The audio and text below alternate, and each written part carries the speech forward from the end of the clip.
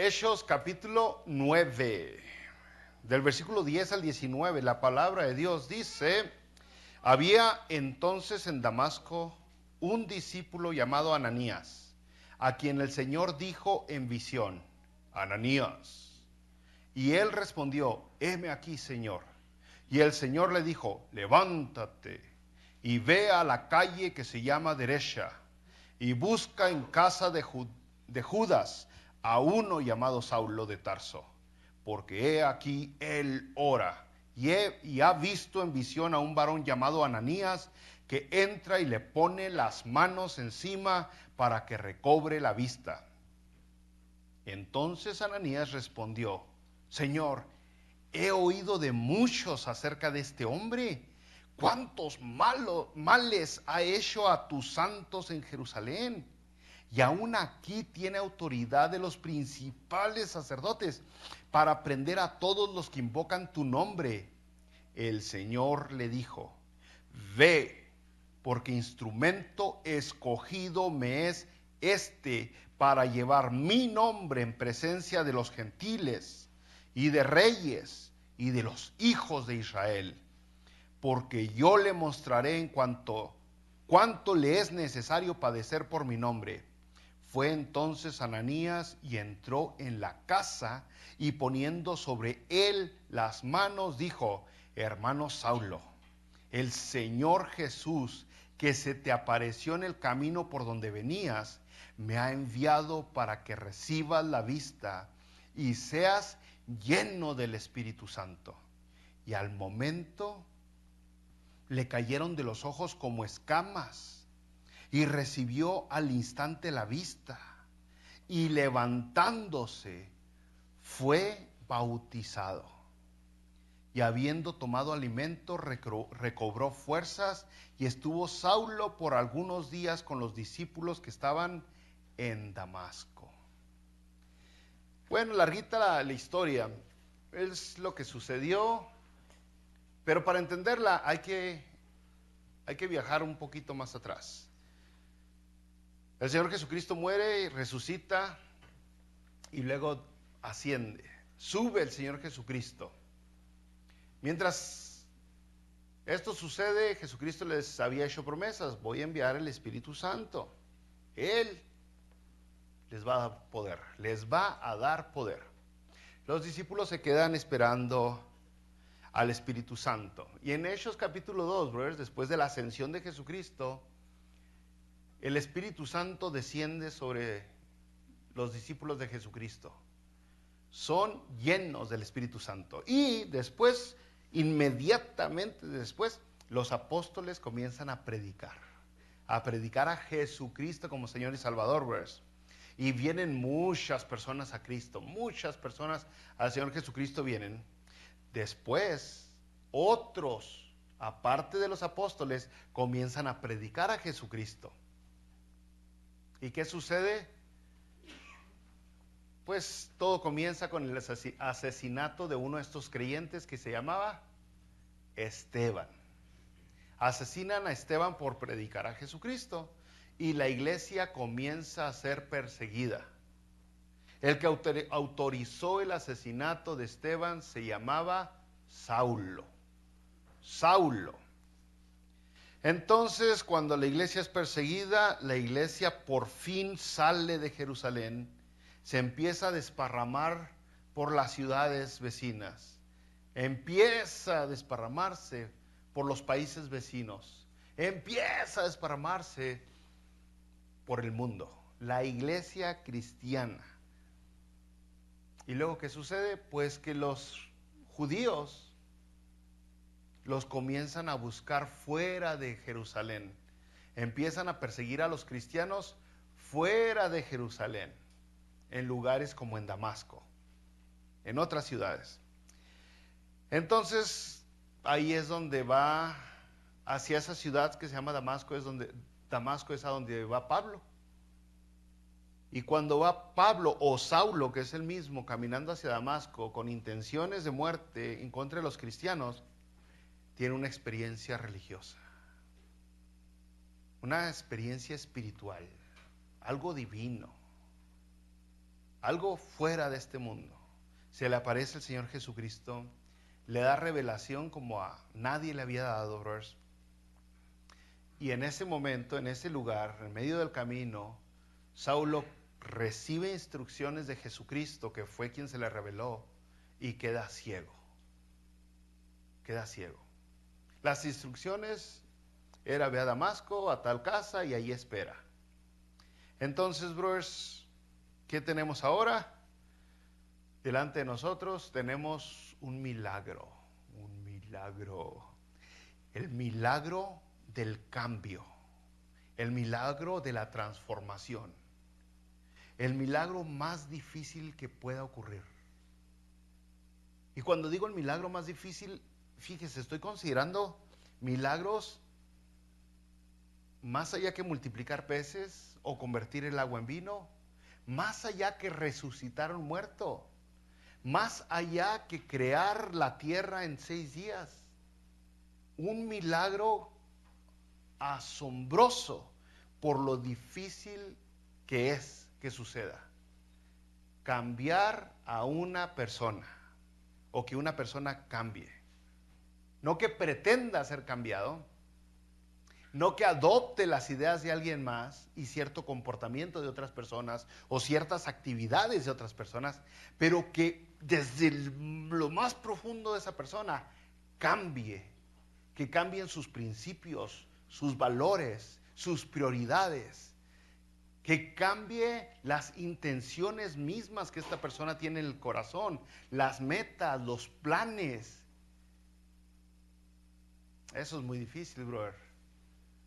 Para que lo entienda de una manera más humana, que cambie la actitud de alguien. Ahí sí ya me entendió, ¿verdad?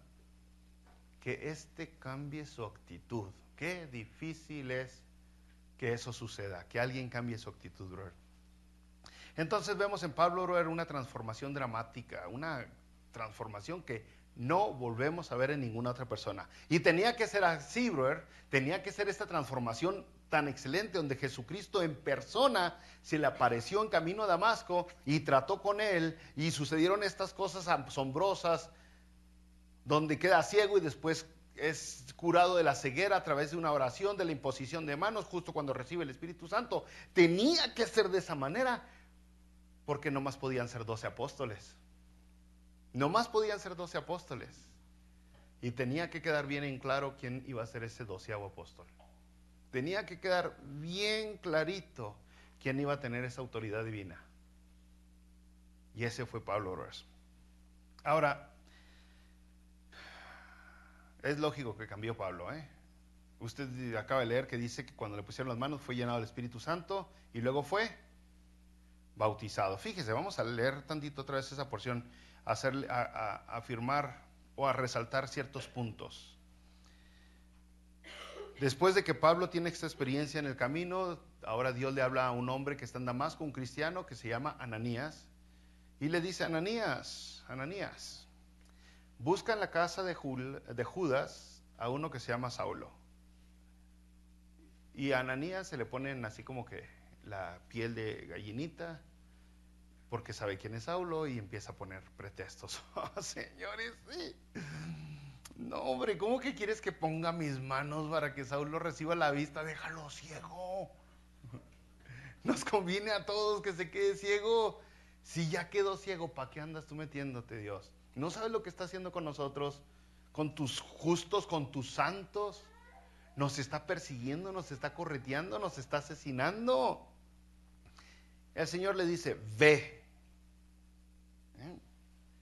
Pero luego, como Dios es tan generoso que no nos tiene que dar explicaciones, le da explicación a Ananías. Y le dice Dios a Ananías: ve, porque instrumento escogido me es este. ¿Quién lo escogió a Pablo? Dios, dice. Este es instrumento escogido. ¿Para qué? Dice: para llevar mi nombre en presencia de los gentiles, de reyes y de los hijos de Israel. Primero eso. Y si usted sigue leyendo la historia de Pablo, que escribió muchos libros de la Biblia, y está la historia de Pablo muy clara por todos lados, eso fue justamente lo que hizo Pablo. ¿Okay? Fue a ser testigo desde judíos, reyes y nosotros, los gentiles. Y luego le dice Dios a Ananías,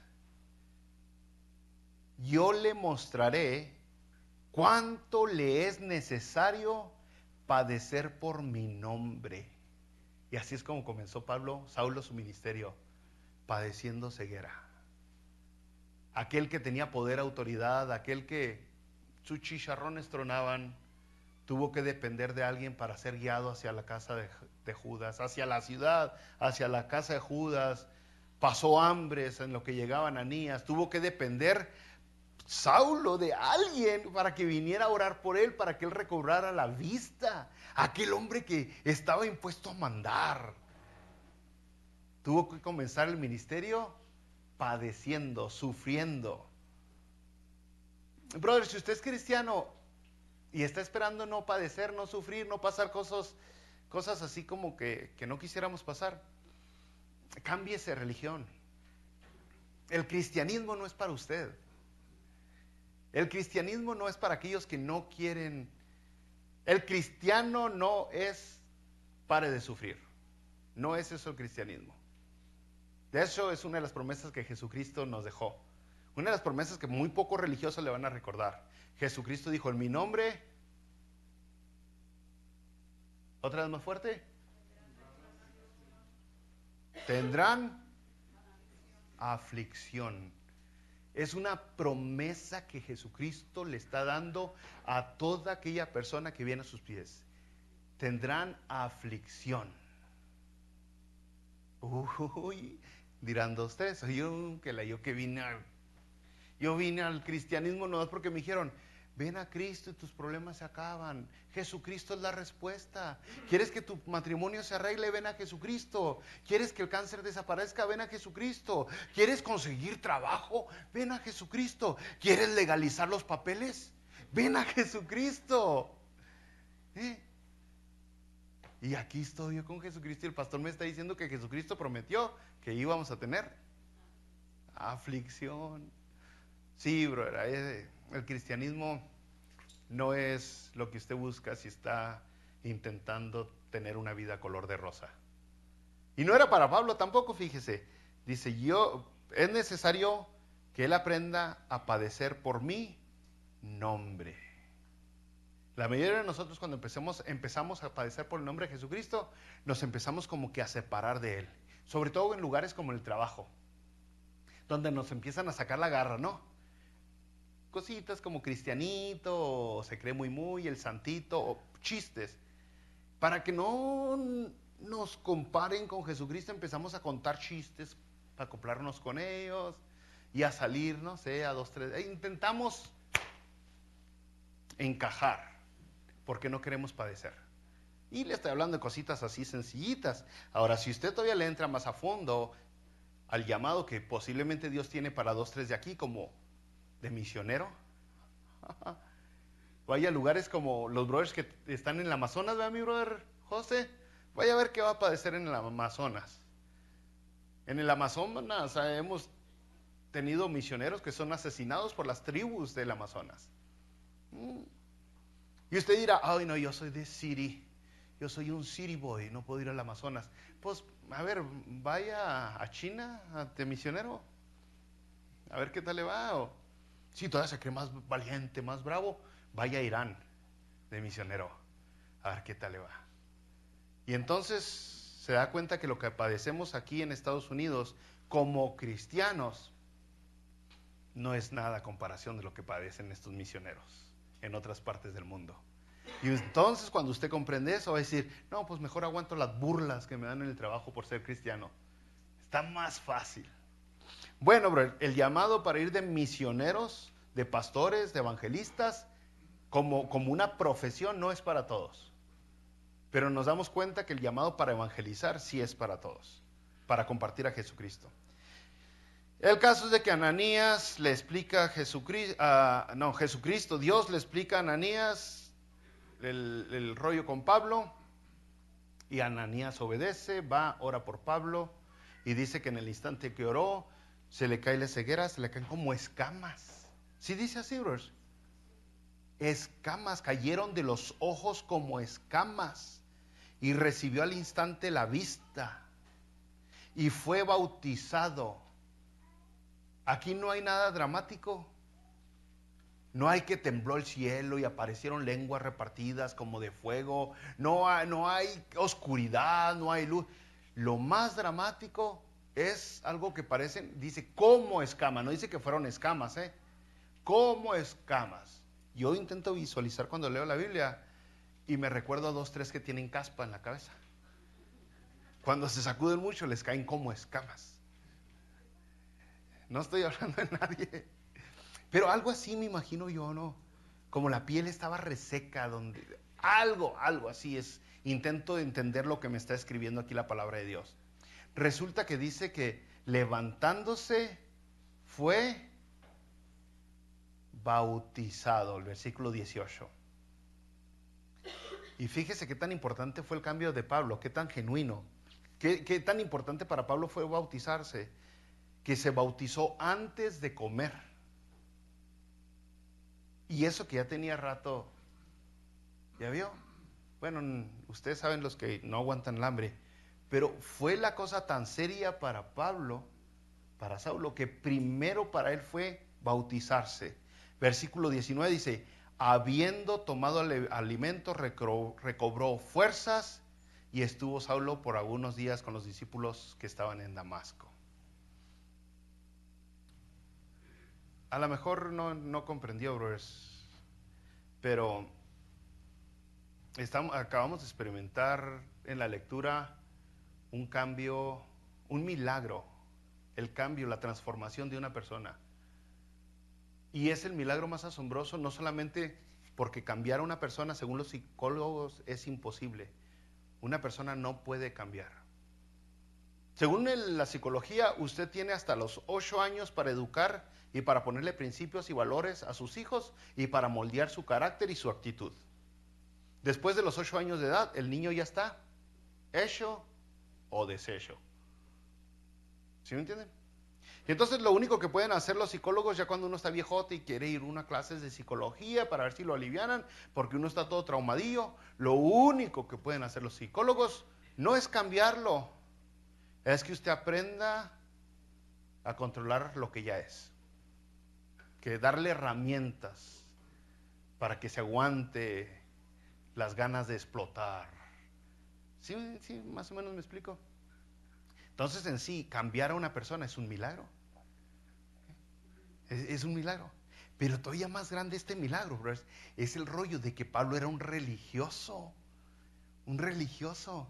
Y sabe que yo he conocido muchas personas. Y las más difíciles que le abran verdaderamente el corazón al Espíritu Santo, a Jesucristo, esas personas más difíciles de tener una relación genuina, verdadera con Dios, son los religiosos, los legalistas.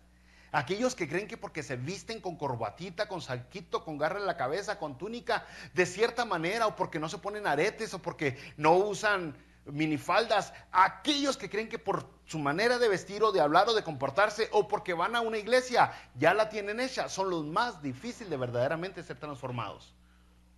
Son los más difíciles. Se autojustifican. Y todos esos religiosos, aún los cristianos, que están mezclando tantita fe en Dios, tantito el sacrificio que hizo Jesucristo por mí y mis obras, y hacen una mezcla rarona, de la cual es abominación para Dios. Todos esos tienen un tiempo muy difícil para verdaderamente ser transformados, cambiados. Por eso aquí cuando bautizamos a alguien, los que se han bautizado sabrán, yo no les digo venga vestido de esta manera o... No, yo casi siempre les digo, pues no le hace que se bautice con las ropas del trabajo, no le hace con las botas de construcción, así también esas se hacen cristianas. ¿Sí? No, ya se meta hasta el martillo allá adentro. Porque venimos aquí a la iglesia, nos bautizamos con unas ropitas muy selectivas y aprendemos a ser dos personas. Soy tal individuo cuando traigo estas ropas y soy otro diferente cuando traigo las ropas del jale, del trabajo. No queremos ser religiosos. ¿No? Entonces, Pablo, el hecho de que viniera a los pies de Jesucristo siendo un religioso legalista, pone el milagro todavía así como que más asombroso, más maravilloso, más casi increíble, brothers. ¿Y cuándo es cuando eres transformado? ¿Cuándo es cuando una persona cambia? ¿Cuándo es cuando una persona nace de nuevo? ¿Cuándo es? ¿Cómo comienza? ¿Cómo es ese rollo? Siempre comienza, brothers, cuando te das cuenta de la verdad. Ahí es donde comienza. Pablo se dio cuenta de la verdad en camino a Damasco.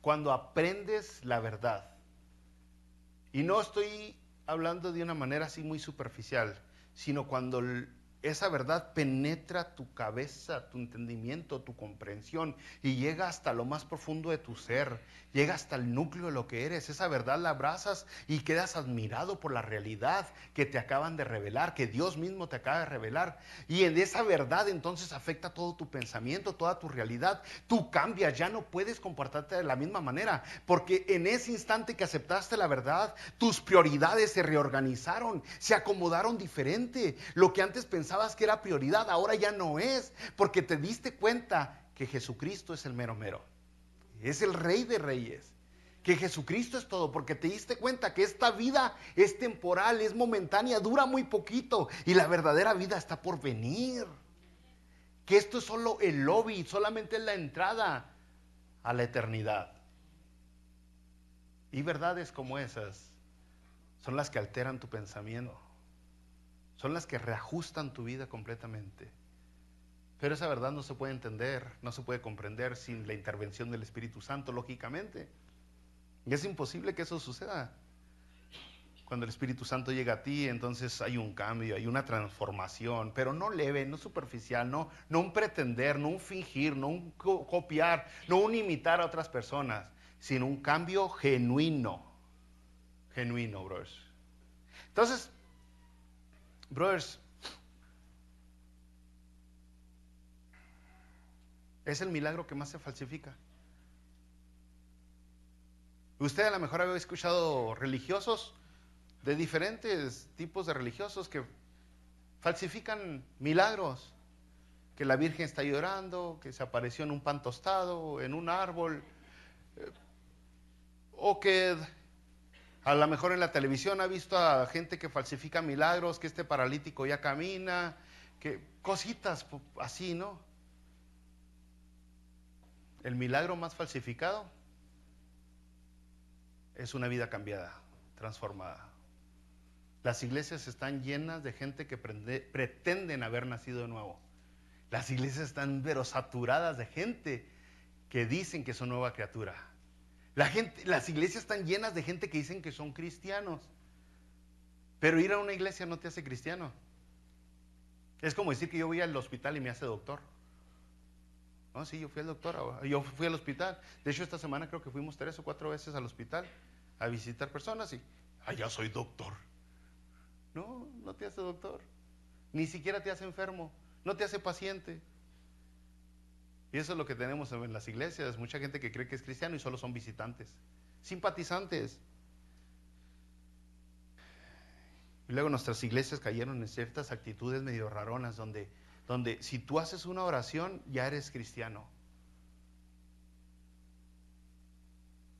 Hay algunas iglesias que aún practican eso, donde tienen al visitante, vino una vez, lo convencen a que ese día se bautice, lo bautizan y le dicen, ya tienes la vida eterna. Esa persona sale y se vuelve a embarrar de todo lo que se embarraba antes, pero ya sale creyendo que es cristiano porque en esa iglesia lo bautizaron.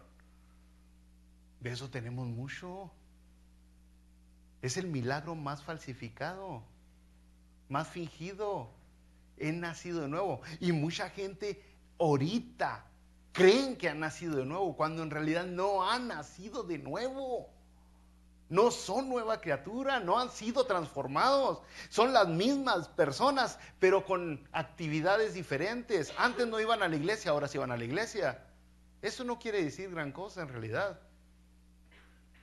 No quiere decir mucho, brothers. Ser transformado, o nacer de nuevo, o convertirse en cristiano, obtener la salvación, todo esto son sinónimos de lo mismo, brothers. Es mucho más que ser un simpatizante del cristianismo. Es mucho más que leer la Biblia de vez en cuando. Es mucho más que ir a comer con el pastor. Es que tienes que literalmente ser transformado. Y eso lo vemos con Pablo, bro. Una transformación espiritual. Las iglesias hoy, para intentar copiar esto, pues a mucha gente le piden que se cambie su vestimenta. Y la regamos bien feo, bro, porque cuando empezamos nosotros a cambiar a las personas por fuera, evitamos que cambien verdaderamente por dentro. Una persona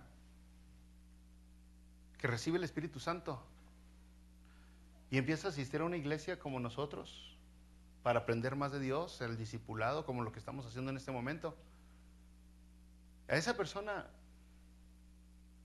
comienza a ser así, al escudriñar las Escrituras, a ser dirigida por Dios. Y si esa persona tiene que cambiar su vestimenta, Dios va a tratar con ella. Si esa persona tiene que cambiar de trabajo, Dios va a tratar con ella. Si esa persona tiene que cambiar su manera de hablar, sus malas palabras, sus disparates, sus ofensas, Dios va a tratar con ella. Pero en el momento que las iglesias hacen una lista de qué se vale y qué no se vale, en ese momento caemos en una cosa que es superficial, que es legalismo, que es religión y que no llega a ningún lado. En el momento que etiquetamos a todas las personas de la misma manera, ya la regamos. Porque la gente lo que hace, en lugar de buscar tener una relación con Dios, es que buscan tener una relación con la religión. Y dicen, ok, yo no voy a usar ese tipo de camisa, yo no voy a usar ese tipo de acá, no voy a tomar café, no voy a tomar coca, no voy a comer marrano, no voy, empieza, y ya se sienten que por eso ya están bien con Dios. A diferencia cuando tienen una relación con Dios, con su palabra, y Dios va trabajando con ellos poco a poquito. Y empiezan a tener la revelación directa, divina. Por eso le digo, el milagro más pirateado es nacer de nuevo, ser transformado, cambiar. Y cuando le digo más pirateado me refiero no nomás en los que están abajo, sino en los que están arriba, predicando y dando clases. Es por eso que usted ha escuchado que el pastor se fugó con la secretaria. Lo que me dijeron esta semana, que el pastor se fugó con la secretaria. Por eso usted que ha escuchado que el pastor se fugó con el dinero de la iglesia. ¿No? ¿Ha escuchado usted que, por ejemplo, para ser más genuino, yo conozco a diáconos que los agarraron en la frontera cruzando armas? Y eran diáconos. Y los agarraron llevando armas para México. Triste, triste. Conocemos de pastores que los agarraron teniendo relaciones con otras personas. Triste, triste. Y así cuando usted le busca, yo estoy seguro que usted ha escuchado o ha conocido a personas que hacen ese tipo de actividades y usted dice, cayeron. Yo le digo, ¿cuál cayeron si nunca estuvieron arriba? No puede caer algo que no estaba arriba. Siempre estuvieron en el fondo, pero sabían pretender, sabían fingir, sabían decirle, ay, sí, yo soy el que no es. Entonces, brothers, no le estoy hablando de una perfección, pero sí le estoy hablando de una persona que verdaderamente esté preocupado por tener una relación buena con Dios. Una persona que le tiene temor a Dios, temor genuino. Una persona que quiere bendecir a las personas y tiene miedo a quedarles mal, lastimarlos. Entonces es lo que vemos en Pablo, una transformación espiritual. Es el milagro donde Dios transforma a la persona condenada. De ser condenado a ser santo. Y todos ustedes que han nacido de nuevo son santos. Y santo no es el que hace milagros, ese es Dios. Una persona santa. ¿Se acuerda que Ananías dijo, Saulo ha lastimado a tus santos que están en Jerusalén? Porque somos considerados santos. Y somos santos porque hemos sido justificados por Jesucristo. O sea, ya no hay ninguna condenación, dice Romanos 8:1, para los que están en Cristo Jesús. No hay condenación, ya no hay pecado. ¿Quién podrá hacerlo? ¿Quién te puede acusar? ¿Quién te puede separar del amor de Cristo? Nadie, eres santo. Pero para que pasara eso tuvo que haber sucedido un milagro.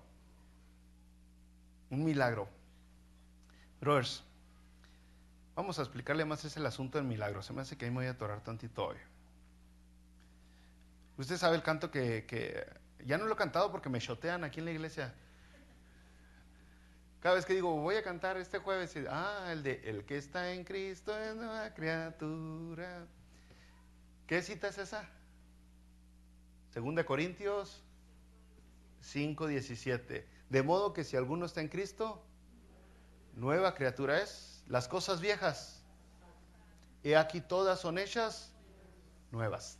Fíjese, ¿quién escribió esa cita? Pablo. Pablo dijo, de modo que si alguno está en Cristo, nueva criatura es. Tiene que haber un cambio, una transformación. Algo nuevo tiene que estar sucediendo en ti. Posiblemente todo. No puedes nomás cambiar unas actividades. Tiene que cambiar todo de ti. Por eso algunas personas cuando vienen a Jesucristo, vienen a la iglesia y luego se sienten como que llamados a seguir trabajando con Dios, a seguir haciendo la voluntad de Dios, a acercarse cada vez más a Dios. Tienen que ponerse listos porque en ese instante se tienen que agarrar, se tienen que apeñuscar de eso que acaban de recibir. Y saliendo de la iglesia tienen que buscar seguir leyendo la Biblia y cantando y orando y ser intencionales en su diario vivir. Tienen que traer un plan de trabajo. Ok, hoy fue domingo, recibí esta palabra de Dios. Mañana lunes levantándome oro. Levantándome voy a leer cuando menos un versículo de la Biblia. A mediodía voy a orar otra vez. Desde aquí en adelante, familia, vamos a orar por todos los alimentos. Intencional en tu relación con Dios, porque lo que recibiste hoy fácilmente se te puede enfriar.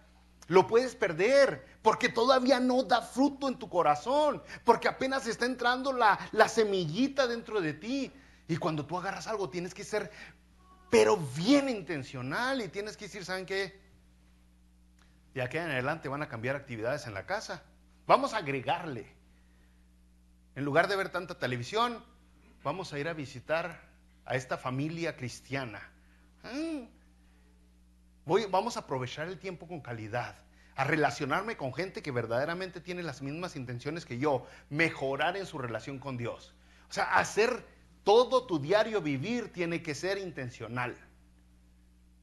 Por eso cuando reciben algo en las iglesias se les empieza a pagar, porque viene el lunes, trabajo, sales del trabajo, a la casa, televisión, dormir. Al siguiente día, lo mismito, trabajo, televisión, dormir. Al siguiente día, y luego ya llega el domingo, no vamos a la iglesia, no. Se apagó la llama que hubo. Nunca hubo una transformación dentro de ti, porque no viste la verdad como algo digno de peñuscarse. La viste, la admiraste y la dejaste a un ladito. Tiene que cambiar muchas cosas. Las cosas viejas pasaron. Tal vez el trabajo, ese trabajo me afectaba. Amistades, esas amistades me afectaban. Actividades, tanto Netflix, tanta novela, me afectaba. La música, esa música me hacía daño. Pero yo no le puedo decir qué, porque otra vez, hay alguna música que está bien, hay música que está muy mal. Pero es una relación que usted tiene que tener con Dios, donde Dios le tiene que decir, y usted sabe que, brothers. Vamos a Efesios capítulo 2, vamos a tratar tantito más de este milagro de la transformación. Porque eso es lo que vimos en Pablo. Pablo después de andar siendo un religioso que anda matando a cristianos, es una persona que ahora anda buscando gente para convertirlos en cristianos, para cambiar, o sea, dejó todo Pablo por seguir a Jesucristo. Efesios capítulo 2, en el versículo 3, ahí nos describe una persona que aún no ha sido transformada. Efesios 2:3 nos dice una persona que aún no ha nacido de nuevo, una persona que no ha cambiado, que sigue igualito. Dice Efesios 2:3, entre los cuales también todos nosotros vivimos en otro tiempo. Y ahí empieza a decir, en los deseos de la carne, haciendo la voluntad de la carne y de los pensamientos, y éramos por naturaleza hijos de ira, lo mismo que los demás. Está diciendo Pablo, por esto en cuanto leyó usted el versículo 3, dice, entre los cuales también todos nosotros vivimos en otro tiempo. Está hablando de una transformación que ellos tuvieron y luego describe cómo es una persona, cómo es todo el mundo, la verdad. Todo ser humano que no ha nacido de nuevo. Dice, son personas que viven con los deseos de nuestra carne. ¿Qué deseas? No es lo mismo para todos. No es lo mismo para todos. Mira, hay personas que desean dinero y eso es su prioridad, hacer dinero. Hay personas que desean sexo y esa es su prioridad. Hay personas que desean fama y eso es su prioridad. Hay personas que desean nomás dormir, descansar, ver televisión. Hay personas que desean muchas cosas diferentes a las que usted desea. Y eso lo hace la prioridad. Eso es lo que deseo. Sin importar si es ético, si es moral o si es divino. Quiero hacer eso. Sin importar si estás dejando de hacer aquella o aquella actividad. Por ejemplo, una persona que desea el alcohol, la cerveza, el vino, desatiende a la esposa, a los hijos, por los deseos que tiene. El alcohol. Una persona que desea hacer dinero, desatiende a la esposa y a los hijos por hacer dinero. Y lógicamente, si desatienden a la esposa y a los hijos, no desatenderán a Dios. Dios. Los deseos son los que gobiernan entonces en las personas. Esa es una persona que no ha sido transformada, que no ha cambiado. Y podríamos hablar mucho de los deseos que tenemos como seres humanos, pero no deben de gobernarnos. Y luego dice, haciendo la voluntad de la carne, porque no solamente desean, pero lo buscan hacer. Le tiran a lograrlo, a alcanzarlo. Entonces, es otra vez lo mismo. Y nosotros aprendemos a vivir, podemos aprender a vivir igual que los demás. Igual que los demás.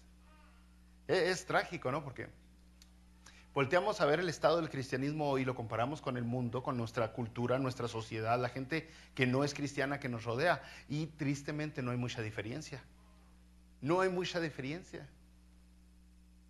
La única diferencia muchas veces entre el cristianismo y la sociedad es que la sociedad no va a la iglesia. Pero parece que no está afectando nada en el comportamiento, en las prioridades, en los valores, en los deseos que las personas tienen. Porque ambos terminan con lo mismo, la misma cosa. Y luego dice Efesios otra vez, haciendo la voluntad de la carne y de los pensamientos, haciendo la voluntad de los pensamientos. O sea, no sometes tus pensamientos a Dios. Si no sometes los pensamientos, no puedes someter los deseos. Y si no sometes los deseos, pues no sometes las actitudes. Todo comienza con un pensamiento, con una idea, con un se me antojó, con un quiero. Y no le estoy diciendo que todo es malo. Es que hay que compararlo. ¿Verdad? Porque otra vez, trabajar, hacer dinero es malo. No, trabaje, el que no trabaje, que no coma. Pero cuando trabajas de más, cuando trabajas que ya no puedes servir para Dios, ya no puedes servir para tu iglesia, desatiendes, empiezas a atender otras áreas de tu vida. Entonces, ¿cuándo es cuando está mal? Cuando lo que está en segundos o en terceros términos en nuestra vida se convierte en lo primero. Y somos igual que el resto entonces. Eso hace la humanidad, eso hace en todo el mundo, eso hace todo ser humano, le pone más énfasis a cosas que en realidad no deberían de ponerle tanto énfasis, brothers. Y dice la Biblia, otra vez volviendo a Efesios 2:3, y éramos por naturaleza hijos de ira, lo mismo que los demás. Y a lo mejor aquí habrán 2 o 3 personas que dicen, yo no soy iracundo, se equivocó la Biblia conmigo. Es que la ira es expresada en diferentes maneras.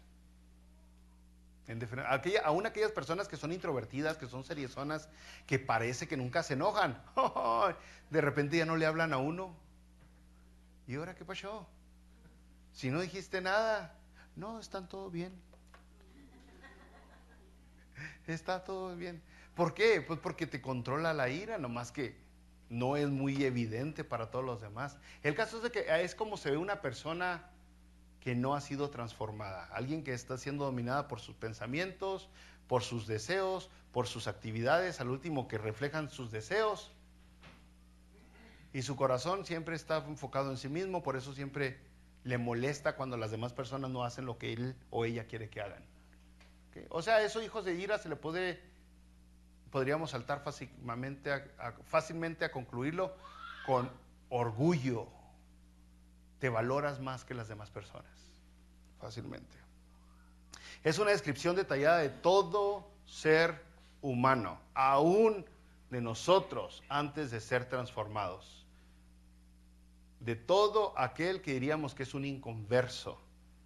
Así es como es todo ser humano.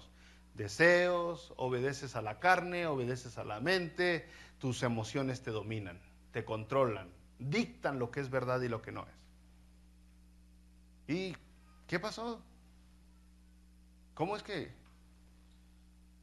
nosotros ya no somos así? ¿Cómo es que los que han nacido de nuevo ya no son así? ¿Qué sucedió? Oh, es que caminaron de rodillas de aquí hasta Shimayo. Es que dieron mucho dinero a la obra de Dios. Es que empezaron a usar garras en la cabeza. Es que se ordenó que todos trajeran corbata, todos los hombres, y zapatitos boleados. Nada de eso tiene ningún efecto en tu transformación. Más bien, yo me he dado cuenta que estorba para una verdadera transformación. Lo que sucedió nos lo dice aquí, el mismo Efesios capítulo 2. Mire, versículo 4 continuando, dice: pero Dios, que es rico en misericordia, por su gran amor con que nos amó, aun estando nosotros muertos en pecados, nos dio vida juntamente con Cristo. Por gracia sois salvos. ¿Qué pasó? Dios se compadeció de nosotros. Eso es lo que pasó. Dios, estando rico en misericordia y en amor, dio el primer paso, el primer movimiento, y el segundo, y el tercero, y el cuarto, y el quinto. Dice, cuando nosotros estábamos muertos, aún estando nosotros muertos en pecado. ¿Qué puede hacer un muerto? ¿Qué decisión puede tomar un muerto? Lo que sucedió únicamente, pero es la misericordia. Es lo mismo con Pablo. Saulo va en camino a Damasco con intenciones, con deseos, con anhelos, siendo guiado por los pensamientos que tiene, por los anhelos que tiene, con sus prioridades mal acomodadas. Va en camino a Damasco a buscar a cristianos, y sin que él se le ocurriera, él muerto en su vida espiritual, recibe un llamado de Dios, no porque a él se le ocurrió, no porque él haya hecho algo bueno para ganarse ese llamado de Dios, porque Dios, estando rico en misericordia, decidió llamarlo. Eso es lo que sucedió, brothers. Dios en su misericordia. Pablo no se lo ganó, no se lo merecía. Y es lo mismo que explicó aquí Efesios 2, comenzando el capítulo 2, versículo 1, dice, Él, ¿quién? Dios. Él os dio vida a vosotros cuando estabas muertos en vuestros delitos y pecados, en los cuales anduviste en otro tiempo. Ya no tienes que andar en ellos. Anduviste en otro tiempo siguiendo la corriente de este mundo, conforme al príncipe de la potestad del aire, haciendo lo que el chamuco le da la gana contigo, el espíritu que ahora opera en los hijos de desobediencia. O sea, dice Pablo, la verdad, todos nosotros éramos iguales que el resto del mundo. No es como que nosotros éramos diferentes, éramos igualitos. Y si hemos cambiado es por la gracia de Dios, por la misericordia de Dios.